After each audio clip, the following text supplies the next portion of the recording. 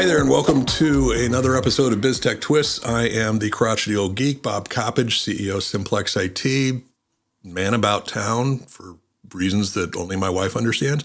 And I am joined today by Eric Kokonas, who has one of the longest titles in the world. Now, I will say, because I can say this part really easy, Eric is with one of Simplex-IT's primary cybersecurity partners, and that is Sophos.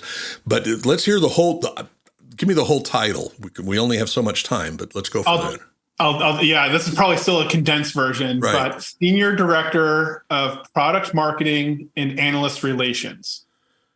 Okay. It is the only title I've ever heard that has footnotes. It does. Yeah, no, it does not fit on a card. Thankfully, having a card is kind of an antiquated thing these days. So I'm benefiting from the new digital way of engaging with people. That's true. But if you ever wanted to get into that kind of one-upsmanship because job titles and all that, now that said, I got to tell you that historically, people would offer folks really great job titles in lieu of more pay. So I don't know if that is that what they've done. I can't say for sure, but I just say it is possible. Now, but here's the thing I find interesting. This is why I wanted to have this conversation with you. Is we love Simplex-IT. We love marketing. We love and we follow a lot of the. Let's educate and then really partner up with our clients or folks who just need it by telling them and helping them navigate through this whole cybersecurity world. But boy, when you start talking about security, cybersecurity specifically, of course, that is such a hard nut from a marketing perspective. Yeah. I mean, I think the goal of any good marketing. The outcome should be you're better educated. You feel like you've got a better basis of knowledge for what you're discussing, what you're talking about. It's not particularly easy in cybersecurity because the range of topics varies so widely. You've got deeply technical topics. You've got more strategic, more business-oriented topics. Product marketing people, the analyst community, the other part of my title, make it exceptionally difficult because everything gets turned into an acronym. Maybe I should consider that for my own title. Given you really should. It probably could spell something really interesting.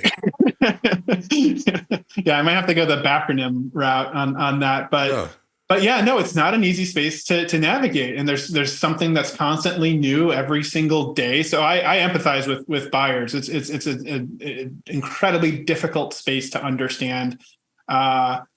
Paired that with it has a bit of that feel of, am I being oversold to, right? Or am I being told, is the fear, uncertainty, doubt of this conversation really just there to get me to buy another thing? Or do I actually need this? Right. Or you could have the other perspective where someone isn't selling you what you need. Exactly. Because they want to come in with a low price. Right. Absolutely. So there's that whole, and it's interesting because we always talk about, the whole Goldilocks thing. We want to be just right, not too much, not too little. But there is am I being sold too much? Am I being sold too little? Am I being sold just the wrong thing completely? Right. From the consumer standpoint, and consumer being the consumer of the security goods, which could be, business management or anything along those lines. And especially since a lot of the people who are presenting the marketing, like you say, you're presenting a wide variety of products, goods, and services. You're presenting them to a wide variety of an audience, whether it be technical but not security savvy but not technical and security savvy, or management, and then you've got by the way, it's out of date as of yesterday. And that is one of the things that I think is most frustrating for people too, is cybersecurity. You're solving a dynamic challenge, right? So the problem, the objective that you're chasing is constantly moving. Right. If I'm trying to sell products and services, right? Like Salesforce is that's a product that solves a static objective, right? Fundamentally, the way you engage with someone when you're trying to sell to them, the tools that you use to sell to them, how you keep track of them, where you are in the deal cycle, how you record that data. Fundamentally, that doesn't change, right? So people might have different sales tactics, but the end goal is the same. It's interesting. I got to interject here because I'm very impolite. But when you talk about a basically a static objective, and you're talking about a cloud-based IT service, which 10 years ago we would have said that's the thing that's changing I remember a friend of mine, and I used to have them back in the last millennium, about 25, 30 years ago, she said, you know how something's obsolete in IT? When it works. Because IT was constantly changing, and that was the thing we always measured against. Well, now, even though IT is still changing wildly and dramatically, it's a snail compared to security. Well, yeah. Well, I think it's a good point. I mean, I guess it's the mechanism by which you sell, but the mechanism that you use to sell, that does not fundamentally change, right? Salesforce, like you might be using a different tool set, and it might exist in the cloud versus bringing a client out to dinner. But what you want to have happen is the same type of thing. I want to engage with this person on their time. I want to create the right types of interactions so that they're more likely to sell. The objective is I want to sell you something that I have and believe that you need, or at least, I hope that I genuinely believe that you need it. Otherwise, I'm not doing my job as a salesperson. In cybersecurity, we are building products and services. We're progressing toward that objective, but it's an intelligent adversary who is changing that objective as we proceed toward it. So this is one of the frustrating things is, well, you sold me another thing that had DR in front of it a year ago. Why do I need a new DR thing, detection and response thing, right? Well, because now the attackers have changed. They know what the previous detection and response tool did. They have now found ways to circumvent it, to evade it. And now they have new ways of evading detection that we now need to solve for. So it is constantly changing, and that can be maddening for executive teams, but security teams alike. I just got set using this thing that you bought me, and now you're telling me I need another thing. Right, and I think that's part of the challenge. The term I've always used is infinite game. The rules are constantly changing. The players are constantly changing. The way that we keep score is constantly changing, and it's never going to go away. And I've also often talked about the bad guys as entrepreneurs, because at the end of the day, that's why they're doing this. They're doing this for whatever gains you talk about, whether it be intellectual property, money, whatever. And a lot of them are in states where they love the fact that they're doing this. So there's nothing that's going to take away that business model from the bad guys. So as long as that happens, they're financially incentivized to come up with new, better ways so that the next explain a little bit about the DR, about there's this DR, that DR, and so on and so forth. Oh my gosh. One of the things that is very, very frustrating, and again, product marketers are responsible for this, but so too are analyst research firms like Gartner, Forrester, IDC, everything ultimately becomes an acronym. And one of the most common sets of acronyms has been detection and response. So you had one example evolutionary timeline of these tools was endpoint protection or antivirus, right? Before it was called endpoint protection or endpoint security, it was antivirus. And then the thought was, well, that's good for preventing things, stopping attacks before they can actually happen. But now we need tools that can detect things post-prevention, something that we couldn't stop at the front end. Now we need to be able to detect that thing so that we can respond to that thing. And that was the kind of advent of endpoint detection and response, or EDR tools. Okay. And now more recently, the current, buzzword bingo is extended detection and response, or XDR, which is now we're able to look beyond just your endpoint tool. We're looking across your network. We're looking across your cloud infrastructure. We're looking at identity tools that you have, and we're putting all that stuff together so that we can see across everything all at once. And again, all of these things it's a logical progression, but nevertheless frustrating for people who are just like another DR thing, and it's hard to keep track of. And a lot of these things are buzzwords that are largely vendor driven.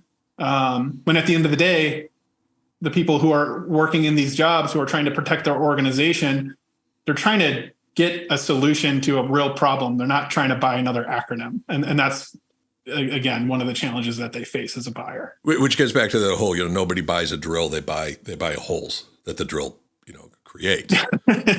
Yeah. Yeah, a from that perfectly fair way. perspective. So the bottom line is, so we've got, because there's XDR, there's EDR, there's MDR, and you have people, and there are some organizations who provide these services who they can't themselves decide consistently. And unfortunately, or fortunately, since we are on, I mean, I hate to say we're on the cutting edge of creating these new things, but we kind of are, because we have to be, because the bad guys are equally on the cutting edge of their side. So there is no way for the industry to come up with, here are the standards. Yeah, exactly. I mean, and that's why you see, for better or worse, I would argue for better, security relies heavily on frameworks, because frameworks are inherently adaptable, right? Okay. You can take the basic premise of a framework, and we're going to prevent things, we're going to detect things, we're going to respond to things, we're going to remediate things. Like NIST framework is a common one. Okay. And you could use that as kind of guidelines, so that even if the attackers change what they're doing, and even if the tools that you're using to detect and respond to them, those change, you still are governed by this kind of overarching framework that helps you kind of decide, okay, where do I need to be emphasizing my investments? Where do I need to be applying additional resources? So that those can be helpful. But still, for a lot of organizations, they're just trying to answer that fundamental question of, here's a couple objectives that I have a business. What do I need? Right. And one of the more common ways of doing that is, well, what are my peers using? And that can create a whole other set of complications when making a buying decision, because, and this is trite and cliche, I understand that, but every organization is different in how they are approaching cyber risk. And one of the worst things that you can do is just plan your investments around something that a peer is doing, when you might be fundamentally different in many, many ways that might be not immediately apparent to you. Well, and that's a key thing, because when you get into, we always talk about risk management, but do we actually understand what that risk is in the first place? And again, the definition I like of risk is the likelihood of something bad happens played against the damage that it would cause if that thing happened. And it's a very simplistic approach, but you're absolutely right. If you take an organization that's just starting out, they're very, very cash poor, they're living on the edge, they're trying to get going, they might be a little more open to risk, because they can't afford to make that investment into whatever those tools. And this is true for any kind of risk, not just cybersecurity. Whereas another organization that is very set in its ways and doesn't do a lot of cyber stuff, is going to have a different level of risk versus another organization that's very lean, very cloud-based, and is doing things very virtually. They all may make widgets, but their approach, both from a risk standpoint, from a cybersecurity standpoint, could be different. But I like the idea of frameworks. So if you were talking to a business management person, how would you describe the framework in a way that they could say, okay, I can get into that? Yeah, well, I mean, I think kind of what you just said, because risk can be this kind of amorphous concept. And I think starting there with a definition similar to what you just gave, right? What is our tolerance for protecting against things, and what is the likelihood of those things happening to us and the cost of those things happening to us? Any conversation really does need to start there, is having a real conversation about your risk tolerance as an organization, really before you can even start applying the framework. Because the thing about the framework is, so once you've set your risk tolerance, there's now myriad ways that you can start mitigating risk. I can make more investments in cybersecurity tools. I can invest in a managed detection and response provider, or work with my managed service provider to be managing some of the tools for me, so that I don't have to hire people to do it myself. I could insure some of that risk away. I can get cyber liability insurance, which is increasingly something that organizations need, somewhere, but how much should I invest in? So the framework is going to be instructive for how you mitigate that risk, but until you've identified what your risk tolerance is, it's not going to provide the solution that you want it to. It's going to help you determine, am I starting to address some of the areas that I've identified to meet that alignment with my risk tolerance? And you can actually take, if you're an organization that's already looking into risk management, what are your single points of failure? And really, even outside of cybersecurity, even outside of IT, if getting back to the widgets example, if Larry is the only guy who really knows how we make widgets, and Larry is out in extreme sports or doing whatever, or being courted by all sorts of competition, that's a risk. what can you do to mitigate that risk? Exactly. So that same kind of mentality, if you're already doing it, can be brought into cybersecurity. But people don't necessarily realize that because cybersecurity, risk has got to be much more complex than that. Well, and why do they fail to get to that point? Because they're being told, go buy a SIM or go buy an EDR or go buy this other acronym instead of what are you looking to accomplish as an organization? What are the risks to your operating procedures that cause you to incur financial losses? Right? Yeah. And this is funny too, because cybersecurity metrics are usually they're helpful for measuring your operational maturity. Like one that's bandied about a lot, you see this from most vendors, is our mean time to detect, our MTDD, how quickly we can identify an attacker and notify you about it. That's a useful operational metric. Does your board care how quickly you're able to detect it? Maybe, but only if it helps prevent some type of operational downtime. Right? Like if your objective as an organization is, I want to make sure that we're able to continue running smooth business operations. And every second that we're not doing that, it's costing us money. So how does that cybersecurity investment, how does that tool, how does that metric that you're reporting to me affect that outcome? And you don't see enough or hear enough about those types of conversations with what are the things that you're most concerned with as a business? How much does it cost you if you're not operating normally? And what are the types of investments in people, tools, processes that can be made to increase the likelihood that you're not going to have that operational disruption? So again, you get back to some of the stuff we were talking about earlier. What is the cost if something bad happens? And we have this conversation with clients, both potential or actual clients or imaginary clients. I'm sure we've got some of those. But we have that where what is the cost of downtime operationally? Yep. What is the cost of the damage? And what is the cost of this, that, or the other thing? And you also get into there's the old joke, guy walking down the street in the middle of the night, sees his friend down on his hands and knees looking for something. Say, hey, what are you looking for? Oh, I'm looking for a quarter. I dropped it. Here, let me help you. Where'd you lose it? Down the street. Well, why are you looking here? The light's better. Where people love KPIs that are easy to come up with, but they don't necessarily reflect what the actual productivity or the actual vulnerability of the organization is. Absolutely. Yeah, it's kind of and this is, just part of digital transformation, and everything can have some type of metric aligned to it. And you can succumb to this kind of metric mania where you're looking at operational metrics that are meant for one thing, and they're not helping inform strategic decisions for your business. Right. Yeah, that's interesting. I never thought of that from a KPI standpoint as far as how do you measure the effectiveness of a security strategy. Yeah, exactly. And that's where it has to start with talking to your business stakeholders. At the end of the day, the role of a cybersecurity team or your IT team is to help facilitate smooth operations for the business, right? They're at the end of the day, it's to make sure that the business can run efficiently using tools in their environment, and ultimately to achieve whatever those organizational objectives are, right? Growth rate, or become more a company that earns more investment capital. Yeah, and it's interesting because I think a lot of both managed service providers, and I think a lot of internal IT people as well, we lose sight of that fact that it truly is not about us. It is about whatever the goals and objectives of the company is. And really, you could even make the case of it's the goals and objectives of the clients of the company. What are they trying to do? And how can we best measure that? And I want to get into that, but first I want to do a quick commercial break because I just love saying that. It's kind of weird. I have a thing. So we'll be right back. Don't let IT overwhelm you. Simplex-IT's Learning Center provides easy-to-understand answers to your most commonly asked IT questions. Our videos cover both technical and non-technical topics, everything from cybersecurity to cloud computing, managed services to co-managed services, and how easy it is to work with us. All so you can stay ahead of the game and maximize your IT. We have over 100 videos, so visit simplex-it.com today and look for our Learning Center. And not all videos have Bob in them. Hey, what? Simplify your complex IT with Simplex-IT.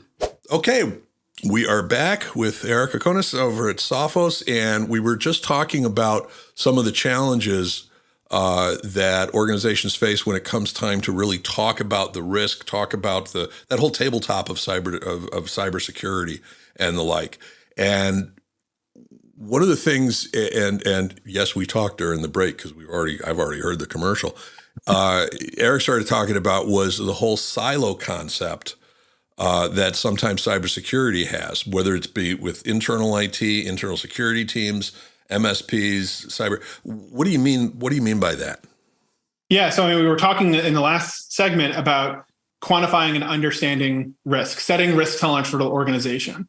And one of the worst traps that I've seen IT and security leaders find themselves in is they become the person or team responsible for both identifying what that risk tolerance is and then managing to that risk tolerance, which means regardless of the outcome, if something goes wrong, you are at fault. You either didn't set the risk tolerance appropriately that the organization was aligned to and agreed to, or you didn't effectively manage to that level of risk tolerance.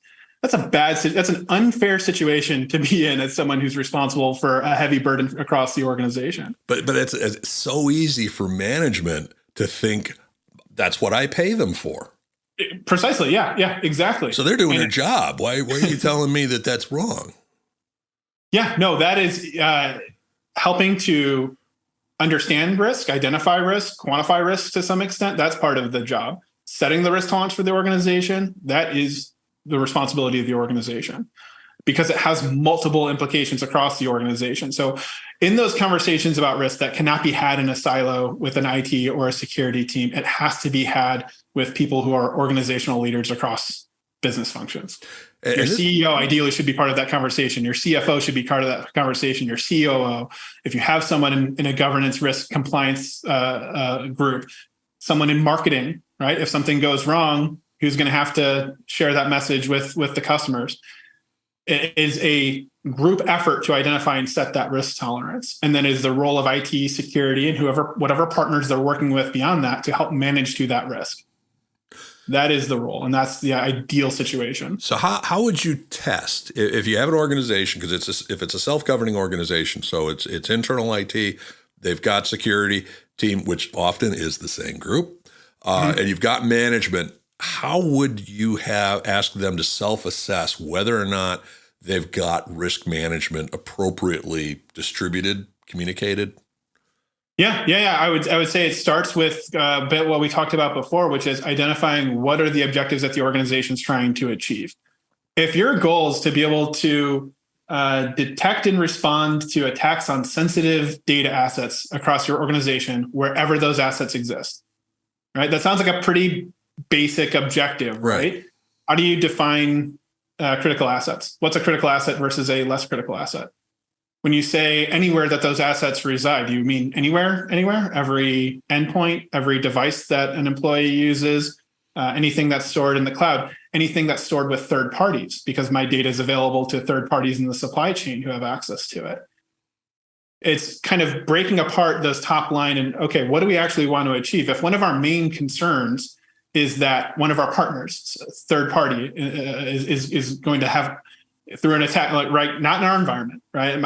I can do everything right in my environment, but if a third party who's privy to some of my data or my customers' data, if they get breached, which we see this all too often in supply chain attacks, it's one of the most commonly, most common newsworthy attacks that exist now. That's our number one concern. Now, what are we doing to address that as a security team, as an IT team with our security partners or IT partners?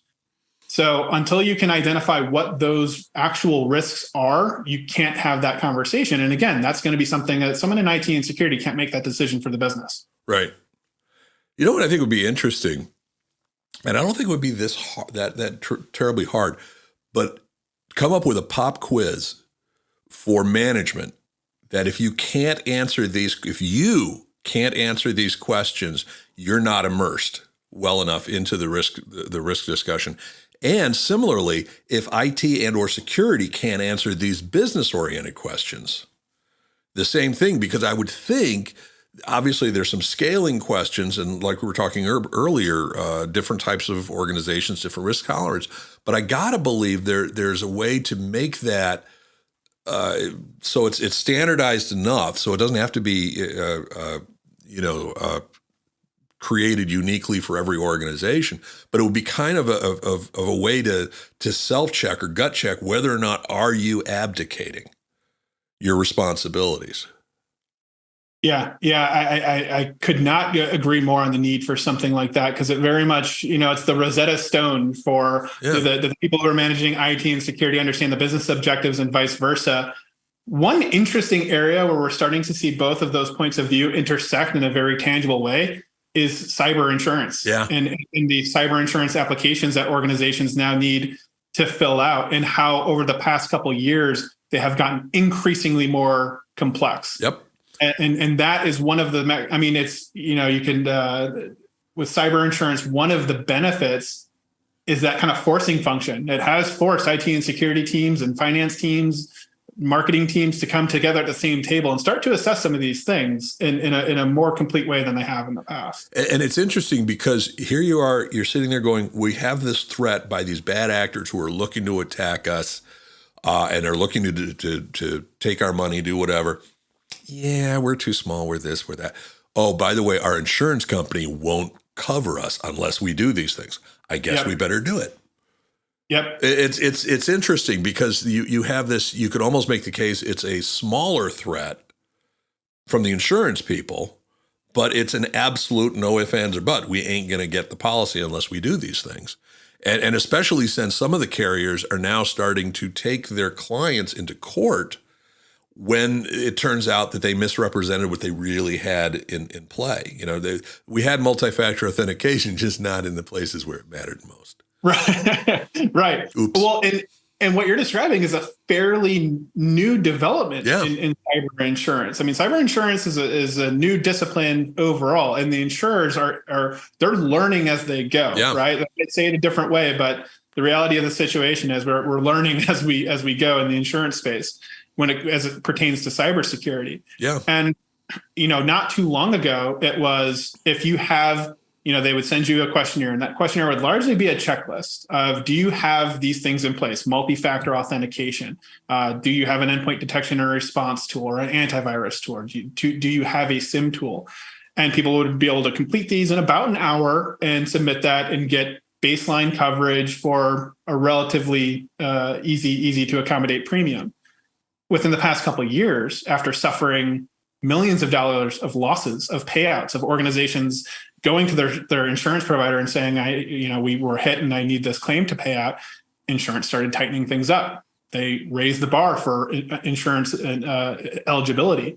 And now the questionnaire is, I was just talking to one of our customers who works for a larger enterprise, saying what once took him about an hour to fill out, took him a course of 3 weeks to complete the insurance application, in part because the questions were no longer, do you have this or don't you? But how are you using it? Yeah. Who is using it? How are you managing it? I need proof that you're actually doing it, not just that you've purchased a tool. Purchasing a tool doesn't do anything for me if I'm not using it effectively. Yeah. And then having to work with other people across the organization. And that was just to get insurance. We're not even talking about how do I start reducing my premium by demonstrating good behavior and best practices to my insurance provider. Well, it's kind of like me finding out that to get my fitness discount for health insurance, I no longer, because I would go to the gym 5 days a week. Now I would just park outside the gym, with my box of Dunkin' Donuts for an hour or so, and then head into work. Apparently that's not sufficient anymore, which I find cruel and unusual. I see the gains. that you made with that. I think you're doing just fine. Absolutely. Absolutely. But enough of this critical mass question. But I do think like that has been one of the things that has made it easier for IT and security teams to kind of bring those different groups together across the business and have a conversation. And that can be, the starting point for, okay, hey, we've achieved the insurance eligibility. Now is alignment, because to your point, let's say you answer that question one way in the questionnaire, they investigate the claim, find out that you didn't have that tool or you weren't using it the way that you described that you were. Now that insurance claim isn't going to pay out. Right. And that's part of the ongoing management and ongoing kind of recalibration of, are we still doing the things that we said that we were doing? Or is this all still adjusted to our risk tolerance? Right. And you're seeing the same thing with financial partners, obviously PCI compliance, from the credit card, but also banks as far as what help they'll give you as far as fraud protection. as well as organizations doing business with you. You know, you are, like you're saying, the supply chain. The poster child for that right now is Department of Defense with CMMC, but more and more companies are requiring their clients. I get back to, Target was caused by HVAC client, and the biggest casino hit was caused by an aquarium being hacked for all purposes. So the supply chain is becoming more and more important because the bad guys are finding ways to take advantage of that. Yep. Well, and the Target case, that's an interesting one too, because what was that, 2014? And one of the things funny about that particular case, not only was it supply chain, but the tool detected it. There was a detection for the event that should have been investigated. So the tool did its job. Right. You had an alert and you didn't have the people, the processes to be able to identify it and conduct the appropriate investigation and ultimately maybe identify the threat before it could cause the havoc that it did. So again, just having something in place, you don't score any points for that. You should get like an attaboy trophy. Which I have to say, for the record, I actually found an attaboy trophy that I got back in 1969. So anyone who says they're new, they are not new whatsoever. But it is interesting. So you can't just say we bought it, we're done. Right. And you can't just say we partnered or we hired or we did whatever. And this is one of the things, because managed service provider, Simplex-IT, we also do a lot of co-manage. And I hear a lot of people talking about what a great opportunity cybersecurity is from a co-managed standpoint. And I think it is, but I also hear some of the marketing, the pitches are essentially so that the client doesn't have to handle security, you will. Which just sends alarm bells going off because that's just another level of abdication on the part of the organization. You could have, even if they went with the MDR product, like, for example, what you guys do, what we use, that's great, but that doesn't prevent an employee from doing something dumb because they weren't properly trained or anything along those lines. But if the client thinks, oh, we're paying this third party to do this thing, then we're all covered. Yeah, I think that's the difference between kind of there's no such thing as outsourcing security. Even when we talk about managed detection and response, MDR, one of the other big DRs right now. You're not outsourcing it. What you're doing is you're creating a shared fate paradigm with that partner. You're saying, look, we're going to rely on one another. We're going to work together in that co-managed mode. Sometimes, depending on the makeup of the organization, it's going to be the MDR partner who's doing more of the tactical work. Right. But they're still going to be reporting back, and there still needs to be that connection between the tactical and the strategic. And for a lot of organizations, it is increasingly because of that kind of that what we talked about earlier about the cyber landscape is always going to change. Attackers are always going to change what they're doing. Does it make sense for certain organizations of a certain size to continue to invest in the internal teams, people, processes, technology to constantly have to adapt to that change? Or does it make sense to work with a partner who is designed to adapt to that change and have that be a core element of mitigating my risk? Well, not to mention the fact, can they adapt to it? Because the finding people in this workspace is ridiculously hard. Yeah, no, it's very much like do we have the ability to do that if we wanted to? And then does it make financial and operational sense for us to do it even if we did, right? It's similar to, we could have our own, we can service our own infrastructure and have our own data center. Does it make sense for us to do that anymore when it's more efficient to have everything be in the cloud and with AWS? Probably not, right? Right.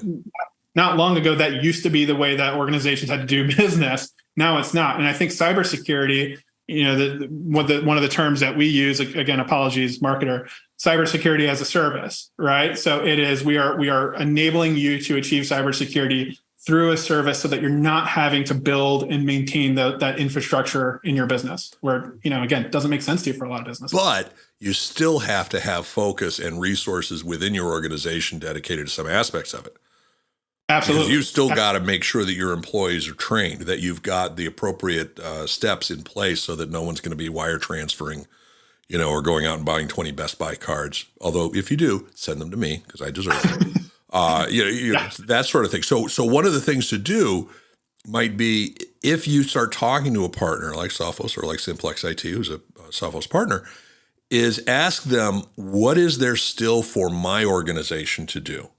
Right. And if the partner says nothing, run.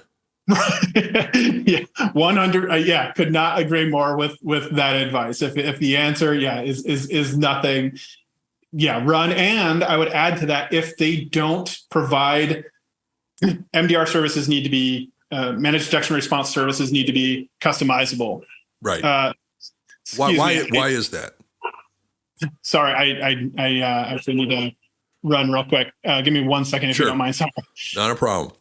So apparently I just stumped Eric, and he has to go run over and probably do a Google search or something along those lines, or maybe Bing. It could be either one. And whether we'll cut this or not, we'll see. But I think my patterning right now is delightful.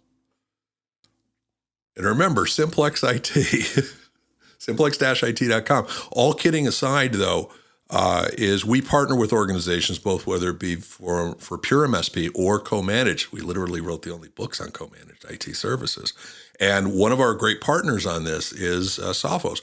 And actually, we work with Sophos to improve the co-managed offerings, such as MDR, and they also have EDR, and to make it so that we can partner with whether it be a single person IT resource or a full CIO and IT department. So it works rather well in that. So take a look at simplex-it.com, and you'll see under our services, you'll see for full MSP as well as co-managed and co-meds. And we've got different versions of it. But I'm assuming Eric is back now from his Googling whatever he just had to research because he probably I caught him on something he didn't know about. No, so sorry. My daughter actually just got home from school. And the door was locked, and I could hear her starting to get distressed over that. Okay, when I get home and the door is locked, I know my wife is trying to tell me something. So I'm hoping it's not that kind of messaging that's going on. Not at all. Apologies. So how many factors of authentication did you require before you unlocked the door for your daughter? I'm assuming it's at least. Yeah, there's a retina scanner. There's an application process. She's used to she's 6, but she is used to the drill. No, absolutely. And it's almost funny because I often use that concept when I'm talking about people who live in apartment complexes. Is everybody's given that first key to get into the building, which is that first layer of defense, And yet, if you're sitting there and you go into the first door and someone's behind you, 10 feet behind you with a whole bunch of groceries and all that, and you have no idea who that person is, you're going to be nice. You're going to let that person in. Mm-hmm. Or you're like me and you're going to be a jerk and you're going to close that door. But either way, you've made a conscious decision about allowing someone to have that first level of resource allocation. Whether or not they've successfully, gotten through because you made them get their own key out or not. And I sometimes use that conversation when I'm talking to management is how do you want to be when your employees, do they feel empowered to say, no, I'm not going to get these Best Buy cards, even though I think you're asking me for them. Right. Or I'm not going to do this wire transfer, even though I think you're asking me to do that. Do employees feel empowered to say, no, I'm going to potentially interfere with the productivity, but I'm going to do so because I want to be safe and secure. Yeah, and that's actually a lot of the assessments. Again, not to harp on risk, but organizational culture is very much one of the variables that's part of that. Right? Yeah. Do you have a culture that is going to be more of the rule followers, very process oriented, very rules driven, or are you going to have people who are a little bit move fast, break things, right? Right. I mean, that's those are. And I have a feeling I know which way 6-year-old daughters. No, it's the son. The son is the move fast, break things. Okay. The daughter is the process oriented. Yeah. She could set. In fact, if you're having trouble identifying your risk tolerance, she will help you with it. I'm down to the point where I have 3 younger grandkids in that age span, 2 grandsons and 1 granddaughter, and they are all they will all tell me where I'm failing as far as risk tolerance goes and the like. So but before I had to go grab the door there, I can complete the thought, which was, because you had raised the concern, if an MDR partner or an MSP says, we got this all covered, you don't have to do a thing, right? Run. Yeah. Same thing for MDR. If they only have one way of working with you, that should also cause concern. Because again, part of finding that partner is the different ways that they can accommodate where you are in the process, where you are in terms of. Give me a couple examples of that. What do you mean by that? Yeah. So for some organizations, they might say, look, I have an internal security team, and they can respond to 99.9% of threats, right? We're operating pretty well. And we can do so in a timely fashion. What I'm looking for is someone who can do threat hunting.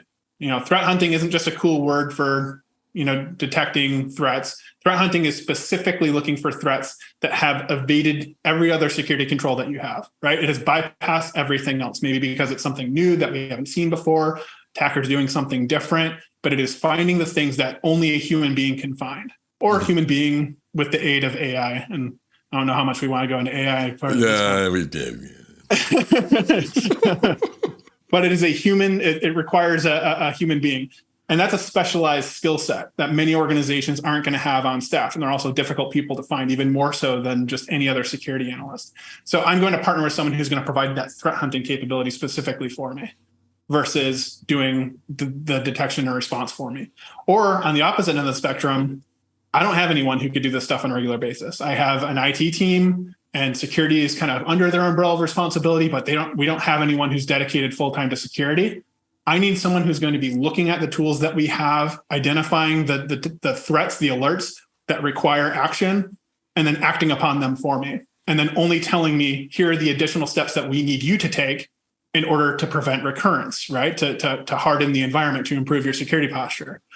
So ideally, you're finding a partner that can meet you where you are, and then fill the gaps, augment what you don't have, and then ideally, progressively pull you up to the next level of maturity, whatever that looks like for you. But I would also say they have to do so without reinventing the wheel every single time with every single engagement, because you could run into that situation where somebody has, do you have any standards? Yes, we have plenty of them. So there has to be that level of maturity as well, or else there's no guarantee that there's going to be consistency in terms of what, like you were talking about earlier, what are the end results? And the end result is that the organization is able to safely deal with their goods and services to their client base. Yep. Completely agree. Cool. So, going to wrap things up here. If you had one message to give, I'm going to hit you up with three things. If you had one message about this whole topic to give to management, to non-technical management, what would it be? Non-technical management, let's use our cyber insurance policy, or if we have one, or if we don't have one, let's use the process of getting one to have a conversation about our organizational risk management strategy. Cool. Number two, if you've got an internal IT person who can't get management to pay what they think is the appropriate level, or an internal cybersecurity person, internal IT resource or cybersecurity resource that's having trouble getting management to pay attention to cybersecurity. They think it's your job. So similar kind of message if you are talking to an internal IT person and or internal cybersecurity person whose management does not take cybersecurity seriously or wants to abdicate it entirely, outside of looking for another job, what would be your recommendation to them? Yeah. So if the tip about using cyber insurance as one mechanism fails, another one, and it disappoints me that this is the case, but it is highly, highly effective, is showing examples of peers who have suffered fate at the hands of a cyber attack. That is one of the most common reasons that people who are in the C-suite or board start engaging with us or our team. It is, we saw this happen to an organization that's awful similar to us. Can this happen to us? Or I'm sorry, I continue to see ransomware in the headlines and I can't be another headline. So it oftentimes does start there, as simple as it is. And there's a lot of resources out there to really deliver those in an aggregated form or some anecdotal forms. I mean, I know you guys create a ton of information, and we we share that information as well. CompTIA does so from a non-vendor aligned. FBI has a lot of materials there as well. So there's a lot of stuff out there. And then finally, for poor sods like me, managed service providers who are faced with work going to organizations and trying to bring them on board with us, how do we do that? And again, cyber insurance, I can't let you use that answer for all three times. Even though it's a good answer. What would you say as far as organizations like we go from a messaging standpoint? Yeah, well, I mean, shame on me for not mentioning this earlier when I was running down the types of groups, business units that should be represented in that kind of risk quantification war room. Your MSP partner, your MSSP partner should be part of those conversations. They are an extension of your IT or security team, and they should be brought to the table. So if you haven't had a chance to do that yet, if you haven't had a chance to, if your customer as an MSP, if your customer has not had the opportunity yet to introduce you to those other stakeholders so that you can have those similar type conversations, you will end up finding that the person that beyond your contact in IT and the other business units are going to be really valuable, provided they're willing to have the conversation, really valuable sources of information around other things that they're concerned about. And that can open the doors to, well, wait, we haven't provided that service to you yet, or we don't have that product represented in your tool set yet, but it's clear based on the organizational need that that's something that we need to be thinking about. So I would say, for that, use your customer as an opportunity to say, hey, we need to get other organizational stakeholders in the room so that we can make sure that we are providing the best possible set of solutions for you. And to kind of flip that around, one of the other things I would strongly suggest to management to ask either their internal IT or their managed service provider, MSSP partner, or whatever, is what are you doing today that's different from a year ago?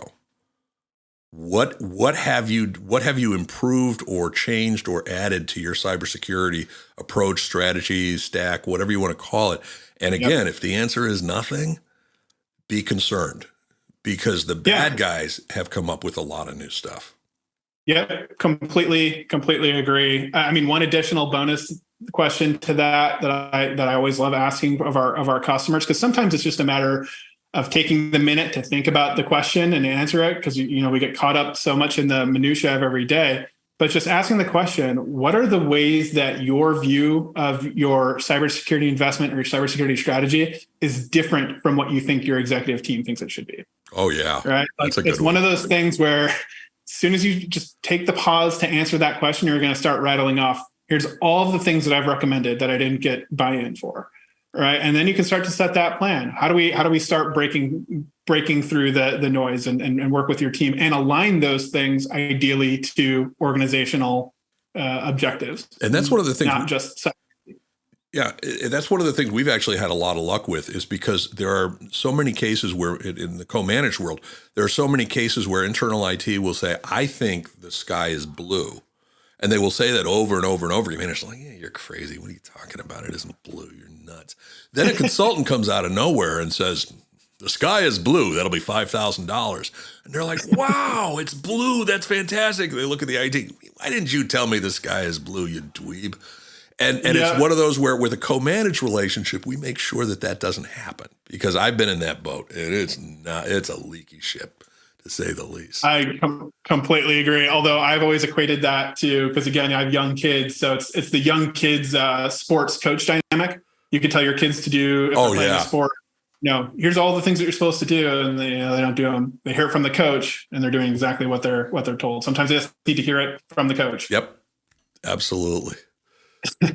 So Eric, I want to thank you very much for being a guest here. One more time, what is your job title? I just want to see if it's changed any over the last. I'll check with HR if there's any amendments to it, but Senior Director of Product Marketing and Analyst Relations. And if people want to look into anything from, as far as resources from Sophos, or check in with you or anything like that, how do they? As you mentioned, we produce just a ton of research on the threat landscape, and a lot of it is per industry. So if you're looking for specific trends in your industry, manufacturing, healthcare, education, please check out those resources on Sophos. simplex.com. You'll see all of that content loaded up there. We've got stuff on insurance. We've got stuff on managed detection and response. So yeah, please make use of all of that. And then you could reach me. Best places on LinkedIn, or if you want to see my musings from when I was much, much younger, check out Twitter, and you'll see that I probably haven't even changed my place of employment on Twitter. I don't know if they leave that much space for the job title. So because they would not. They would not. I would need. It would be one of those like 1 of 3 tweets. So I'm just continuing. All right, and again, Simplex-IT, we are a Sophos partner as well, and we would love to talk to you. Simplex-IT.com. Cool, Eric. Thank you very much. And for everybody else, you know the drill. By the way, there was a study that was released lately that if you click on a thumbs up button, it prevents rabies. It's kind of an odd thing. And all I can tell you is I've clicked thumbs up on several things, and I no longer have rabies. So anyway, like it, subscribe it, share it, comment, all of that good fun stuff that Pavlov tells you to do. And with that, we'll see you next time.